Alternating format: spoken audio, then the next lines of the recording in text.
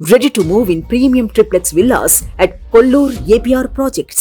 MLC కవితను తీహార్ జైలుకు తరలిస్తున్నారు. ఆమెకు ఏప్రిల్ 9 వరకు రిమాండ్ విధించారు. లిక్కర్ స్కామ్ లో విచారణ ఎదుర్కొంటున్న కవిత 10 రోజుల కస్టడీ మంగళవారంతో ముగియడంతో ఈడీ అధికారులు ఢిల్లీలోని రౌజ్ అవెన్యూ కోర్టులో కవితను హాజరుపరిచారు. కవితను 14 రోజుల జ్యుడిషియల్ రిమాండ్ కి ఇవ్వాలని కోర్టుకు ఈడీ అధికారులు కోరడంతో ఏప్రిల్ 9 వరకు కవితకు రిమాండ్ విధించారు. వెంటనే మధ్యంతర బెయిల్ ఇచ్చేందుకు కోర్టు నిరాకరించింది. కవితను తీహార్ జైలుకు పంపుతున్నట్టు తెలియడంతో బీఆర్ఎస్ శ్రేణులు షాక్ కి గురయ్యారు.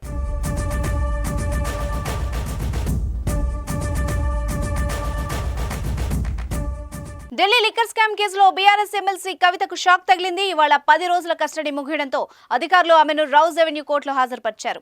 ఇరువైపుల వాదనలు విన్న న్యాయస్థానం ఆమెకు జ్యుడిషియల్ కస్టడీ విధించింది. ఏప్రిల్ 9 వరకు న్యాయస్థానం జ్యుడిషియల్ రిమాండ్ విధించింది. దీంతో కవితను తిహార్ జైలుకు తరలించనున్నారు. ఈ మేరకు కవితను జైలుకు పంపించేందుకు అధికారులు ఏర్పాట్లు చేస్తున్నారు. మంగళవారం కోర్టుకు వెళ్తున్న సందర్భంలో ఎమ్మెల్సీ కవిత కీలక వ్యాఖ్యలు చేశారు. కేసు నుంచి కడిగిన ముత్యంలా తాను బయటకు వస్తానని చెప్పారు. తను తాత్కాలికంగా జైలుకు పంపొచ్చు, కానీ తమ ఆత్మస్థైర్యాన్ని ఎవరూ దెబ్బతీయలేరని చెప్పారు. ఈ కేసులో నిందితుడిగా ఉన్న ఒక వ్యక్తి ఇప్పటికే బీజేపీలో చేరాడని, మరొక నిందితుడు బీజేపీ టికెట్ ఆశిస్తున్నాడని అన్నారు. మూడవ నిందితుడు ఎలక్ట్రల్ బాండ్ల రూపంలో 50 కోట్లు బీజేపీకి ఇచ్చాడని ఆరోపించారు. ఇది పూర్తిగా ఫ్యాబ్రికేటెడ్ కేసు అని, ఫాల్స్ కేసు అని కోర్టులోకి వెళ్తూ కవిత అన్నారు. తాత్కాలికంగా జైలుకు పంపొచ్చు, కానీ ఆత్మస్థైర్యాన్ని దెబ్బతీయలేరని చెప్పారు. త్వరలోనే బయటకు వస్తారని కవిత ఆశాభావం వ్యక్తం చేశారు.